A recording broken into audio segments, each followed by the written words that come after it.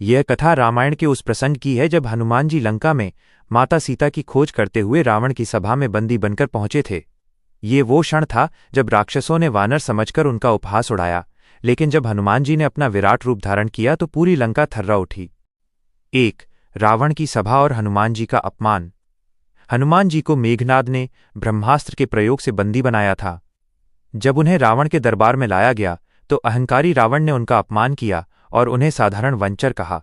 रावण ने उपहास करते हुए उनकी पूंछ में आग लगाने का आदेश दिया। 2. पूंछ की बढ़ती लंबाई और लंका दहन। राक्षसों ने हनुमान जी की पूंछ पर कपड़ा लपेटना शुरू किया, लेकिन हनुमान जी ने अपनी माया से पूंछ को इतना लंबा कर दिया कि लंका के सारे कपड़े और तेल कम पड़ गए। जैसे ही आग लगाई गई, हनुमान जी ने अपना लघु रूप धारण कर बंधनों से मुक्ति पाई और फिर जो हुआ उसने इतिहास बदल दिया। 3. हनुमान जी का विराट रूप। आग लगते ही हनुमान जी ने अपना शरीर बढ़ाना शुरू किया। देखते ही देखते वे पर्वतों से भी ऊंचे हो गए। उनका शरीर स्वर्ण की तरह चमक रहा था और उनके मुख से निकली गर्जना से लंका के महल हिलने लगे। भयानक दृश्य, उनकी पूंछ आकाश में बिजली की तरह लहरा रही थी। प्रचंड गर्जना, जब हनुमान जी दहाड़े तो राक्षसों के हृदय कांप गए। कई राक्षस तो डर के मारे मूर्छित होकर गिर पड़े। अजेय शक्ति। जिस रावण को अपनी शक्ति पर अभिमान था, वो भी अपनी गद्दी पर बैठा हुआ कांपने लगा। उसे समझ आ गया कि ये कोई साधारण वानर नहीं, बल्कि साक्षात काल का दूत है। 4. सोने की लंका का विनाश। अपने उस विशाल और प्रतापी रूप में हनुमान जी एक महल से दूसरे महल पर कूदने लगे। देखते ही देखते पूरी लंका धू धू कर जलने लगी। कनक कोटि विचित्र मणिकृत सुंदरायतना घना। अर्थात जो लंका सोने और मणियों से बनी थी, वो हनुमान जी के क्रोध की अग्नि में स्वाहा हो रही थी। केवल विभीषण का घर सुरक्षित रहा, क्योंकि वहां राम नाम अंकित था। इस घटना का महत्व। हनुमान जी के इस रूप को दिखाने का मुख्य उद्देश्य रावण के अहंकार को कुचलना और माता सीता को यह विश्वास दिलाना था कि श्री राम की सेना में एक से बढ़कर एक योद्धा हैं।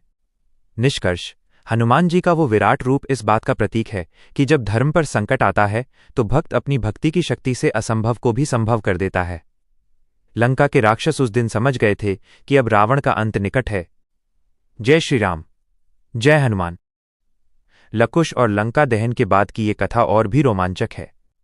जब हनुमान जी ने अपना विराट रूप समेटा और लंका को राख के ढेर में बदल दिया, उसके बाद की घटनाओं ने रावण के मन में पहली बार भय का संचार किया। 5. समुद्र में पूंछ बुझाना और विदा लेना। पूरी लंका को जलाने के बाद हनुमान जी के शरीर का तेज सूर्य के समान चमक रहा था। उन्होंने अपनी पूंछ की आग बुझाने के लिए समुद्र में छलांग लगाई। मान्यता है कि उनके पसीने की एक बूंद समुद्र में गिरी, जिसे एक मछली ने निगल लिया और इसी से मकर ध्वज का जन्म हुआ। इसके बाद हनुमान जी पुनः माता सीता के पास पहुंचे। उन्होंने माता को सांत्वना दी और कहा, मातु संकोच न करहु, प्रभु के दूत सब बलवाना।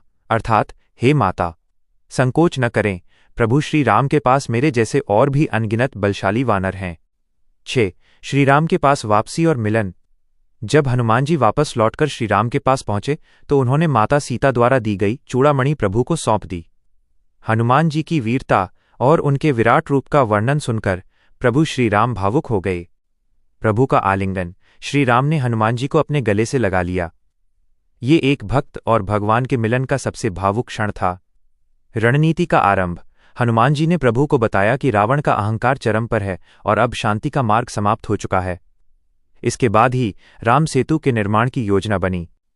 7. रावण की सभा में खलबली।